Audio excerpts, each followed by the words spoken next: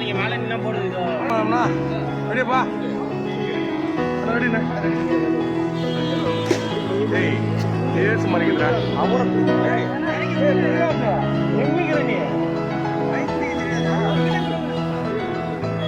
குடிப்பா தெரியாதா அதான் தெரியும்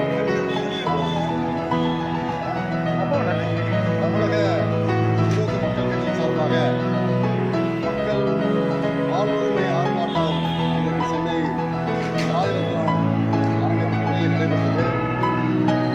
தமிழ்நாடு முழுவதும் இன்றைக்கு 10 லட்சத்துக்கும் மேற்பட்ட மக்கள் நீர்நிலை புறம்போக்கு, நேச்சர் புறம்போக்கு அல்லது பிற அரசு புறம்போக்குகளிலே 60-70 ஆண்டுகளாக வாழ்ந்து வரக்கூடிய அந்த மக்கள் தொடர்ந்து அதே இடத்திலே வாழ்வதற்கான உரிமை அளிக்கப்பட வேண்டும். அரசு புறம்போக்கு நிலத்திலே வாழ்கிறார்கள். எனவே அவர்களுக்கு அந்த இடத்திலே குடியிருப்பதற்கு அல்லது வீடு கட்டுவதற்கு உரிமை கிடையாது என்று அமுல்படுத்தப்படக்கூடிய அந்த நிலை மாற்றப்பட வேண்டும். இத்தகைய அரசு புறம்போக்கு நிலங்களிலே 60-70 ஆண்டுகளாக வசிக்கப்படுவர்கள் ஏழை எளியவர்களாக நசுக்கப்பட்டவர்களாக ஒடுக்கப்பட்டவர்களாக இருக்கக்கூடிய காரணத்தினாலே அவர்கள் தன்னுடைய வாழ்நாள் முழுவதும் ஈட்டிய வருமானத்தை கொண்டு இந்த பகுதிகளிலே கட்டி தொடர்ந்து வாழக்கூடிய அந்த நிலை இருக்கும்போது இன்றைக்கு அரசியல் சார்ந்தவர்கள் கூட இன்றைக்கு பால் உரிமை அதாவது வீட்டு உரிமையை அது உரிமையாக்கக்கூடிய அது பால் உரிமை ஒன்றாக கருதக்கூடிய நிலையிலே ஜனநாயக ரீதியிலே அவர்கள் இத்தகைய அரசு புறம்போக்கு நிலையிலே தொடர்ந்து இருப்பதற்கான ஒரு அடிப்படை உரிமை இருக்கிறது. இது அரசியல் சாசன சட்டப்படியான உரிமை. எனவே அந்த மக்களுக்கு தொடர்ந்து அங்கே வாழ்வதற்கான உரிமையை சட்டப்பூர்வமாக தமிழக அரசு வழங்க வேண்டும் என்ற வலியுறுத்தி அந்த ஆர்ப்பாட்டத்தை ஒரு இயக்கத்தை தமிழக முற்போக்கு மக்கள் கட்சி நடத்துகிறது. அதனுடைய ஒரு தொடர்ச்சியாகத்தான் இன்றைக்கு இந்த சென்னையில் நடைபெற்ற இந்த ஆர்ப்பாட்டம் நடைபெற்றது.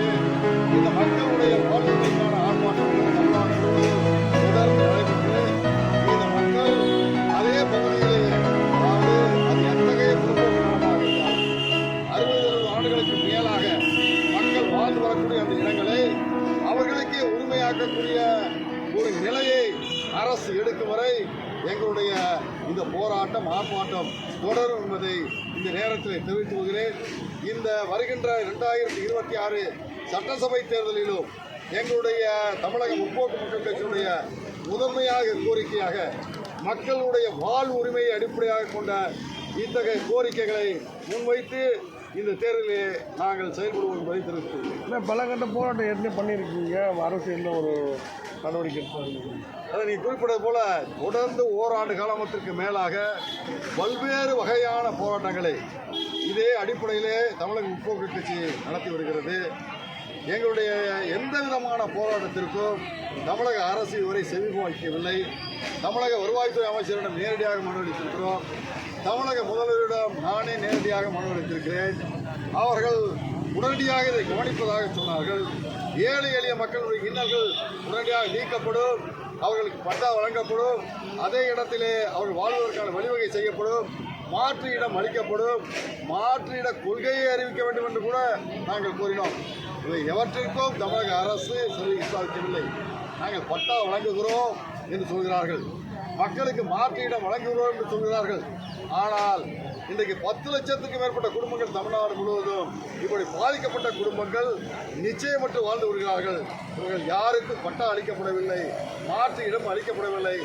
நிச்சயமற்ற தன்மையிலேயே தமிழகத்திலே 10 லட்சத்துக்கும் மேற்பட்ட குடும்பங்கள் இருப்பது என்பது ஜனநாயகத்திற்கு இழிக்கப்படக்கூடிய மிகப்பெரிய கேடு, மனித உரிமைக்கு மீதான ஒரு அச்சுறுத்தல். எனவே இவற்றை நீக்குவதற்காக தமிழக முற்போக்கு மக்கள் கட்சி தொடர்ந்து போராடும் என்பதை நீங்க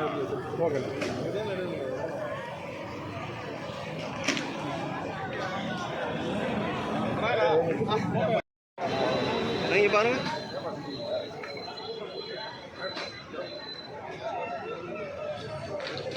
பின்னாடி பாரு, நம்மளும் தான் நிற்கிதுங்க ஃபுல்லாக.